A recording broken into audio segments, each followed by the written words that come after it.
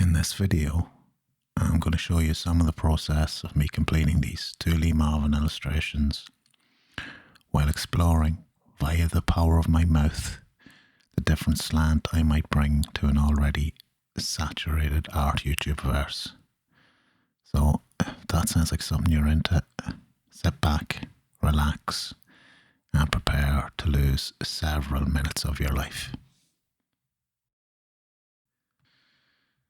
So I was watching Prime Cut the other day. Can you hear them seagulls? Seagulls in the background. So I was watching Prime Cut the other day, which is has just gotten a new 4K release from Kino. If that sort of thing interests you, Prime Cut, by the way, it's a film, 1972 film, starring Lee Marvin, Gene Hackman, and Sissy Spacek. Lee plays an Irish mob enforcer sent to Texas. Well, he's from Chicago. Sent to Texas to tackle Big Gene. It's a good film. But after the film, I had this idea for maybe doing a series of illustrations of old school silver screen tough guys. You know, your Lee Marvins, your Charlie Bronson, Robert Mitchum, that sort of thing.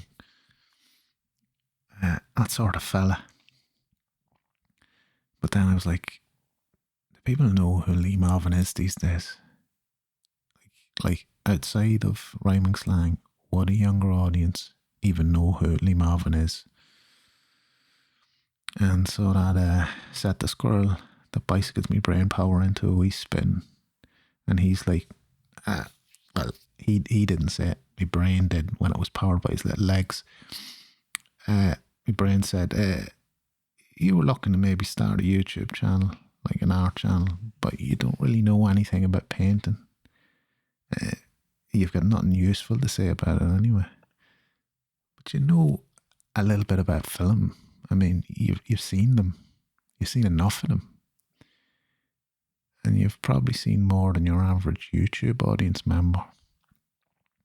So maybe you could do that.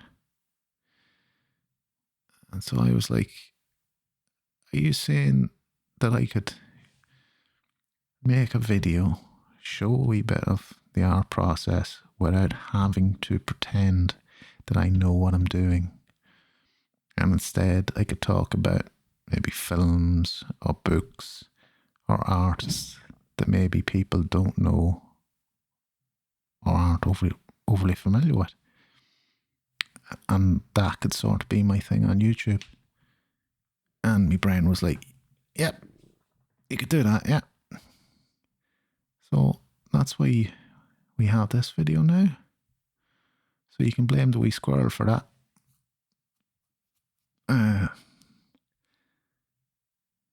Because it's not easy now. There's all this content today. Streaming service bulging with content.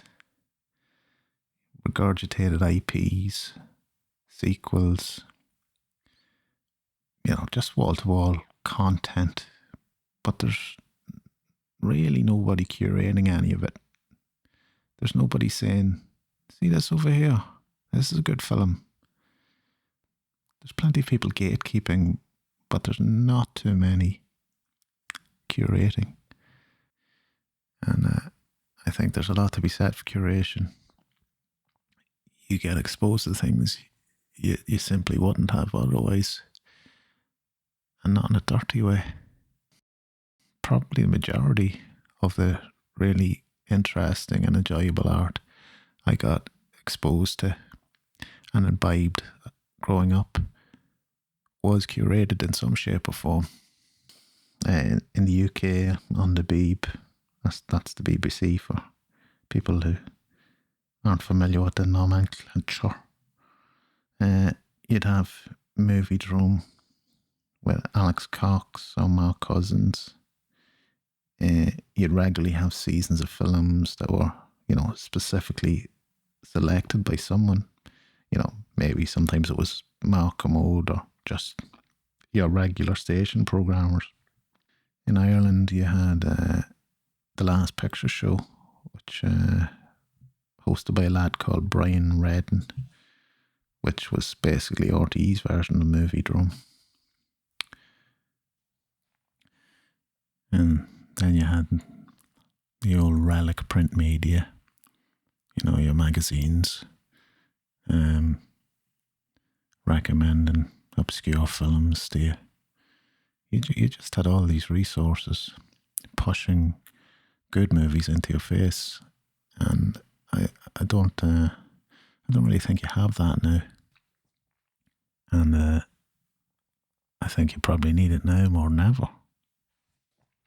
Sure, you'll still get, your celebrated classics recommended here or there. If a new film rips off an older movie, it might get a bit of press. But without someone to point you in the right direction, so much culture, so much good art can just slip by you. Which I suppose brings us back to Lee Marvin. These days, Lee Marvin probably doesn't carry the sort of cultural cachet that will see him get many inches on film websites or even on YouTube vlogs. It's sort of strange to think that, unthinkable really, that in a few generations he might be all but forgotten. Because he was great. And like a lot of these guys that would crop up when you think of classic screen tough guys, he just had bags of charisma, bags of screen presence, which is something you don't always get nowadays. That face as well, you could just light that face, dripping with life. But he wasn't just some tough guy actor, he had range as well. Think of the films he made. Prime Cut, Hell in the Pacific, Emperor of the North, The Iceman Cometh, The Man Who Shot Liberty Valance, The Dirty Dozen. Any of those films, are worth a watch. But if I was to pick one to recommend above all others, it'd be Point Blank. Point Blank was directed by the brilliant John Bowman back in 1967, I think. And on the face of it, it's a crime revenge tale, but it's a weird film. It's got this strange, dreamlike quality. I suppose this isn't really a spoiler, but there's, within the first maybe 20 minutes, you could make an argument that the rest of the film is a dream.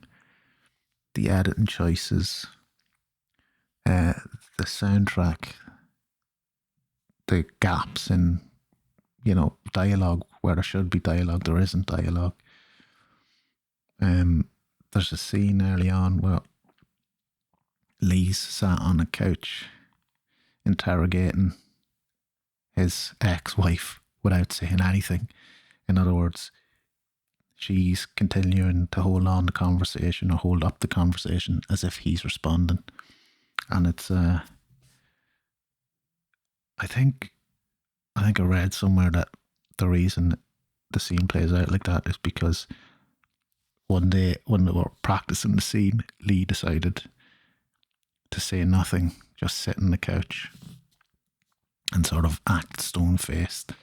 And the actress kept on with the scene as if he had responded, and John Bowman liked it so much that that's how they played the scene and when they were actually shooting it for real. It's quite brutal as well for 1967.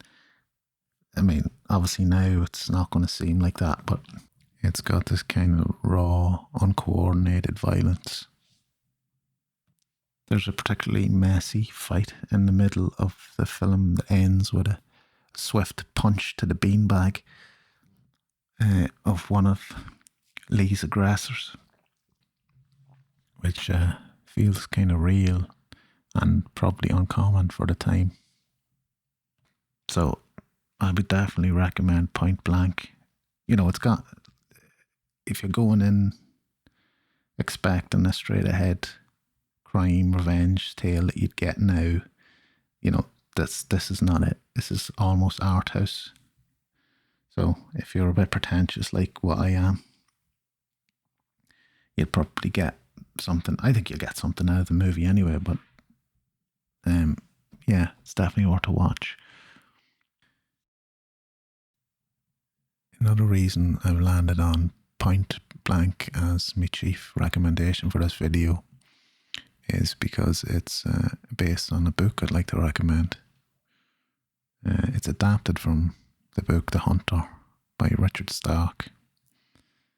The name of the book was actually changed to Point Blank after the film came out, and my copy, which I can't put my hand on now, which I think was from 2008, was still called Point Blank. It's only recently reverted back to the Hunter title. It's very different from the film, where the film is a sort of quirky art house crime film. The book is a masterclass in lean pulp fiction. Richard Stark's prose. He's a master of economy and punch.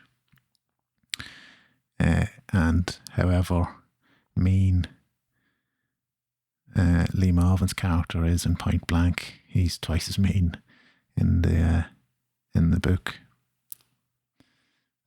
Lee sort of imbues him with some humanity, but he's as cold as ice in the book. Richard Stark, or Donald Westlake, writing under the pseudonym Richard Stark, writes a kind of lean prose that seems like it'd be easy until you try it. He's an incredible writer. Just to give you a quick example of his prose, this is how he describes Parker at one point. His face was a chipped chunk of concrete with eyes of flawed onyx. His mouth was a quick stroke, bloodless. Just great stuff. Yeah, so I recommend the book, The Hunter, or Point Blank, depending when your copy originates from. And it's the first of a series. Westlake kept writing Parker novels, and they're all good. They're all worth your time if you're into pulpy crime fiction. And if you enjoyed the film and the book, and you still had a little room left in your heart for Parker, you could always check out the Darwin Cook graphic novel adaptation from a few years back. I have a nice hardcover edition of it, oversized, which I'll stick some footage in here and flick through it for you. You can see what it's all about.